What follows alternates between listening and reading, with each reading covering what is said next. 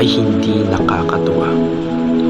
Lalo't may biktima na kinakawawa, inalipusta, ginagago pa. Sana'y matigil na at maglaho na pang-aasar at pananakit sa kanila. Kung iniinda, napapaisip kung tama. Ang sakit sa pakiramdam na mayroong trauma dahil sa rehas ng ibang taong hinat lunod sa sariling lakad. Bullying ay hindi dapat tularan dahil ito ang nakakasira sa dignidad at kahihiyan. Kung kaya't dapat mahinto at maging marugdong sa pag-unawa upang lahat ay magkaisa sa pagtugon sa problema.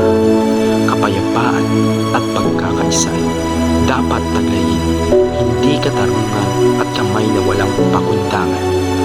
Tayo'y dapat magtulungan para mapigilan ang pag-alipusta sa bawat isa. At sa ganitong paraan, magkakaisa ang lahat para sa ikabubuti ng panahon natin.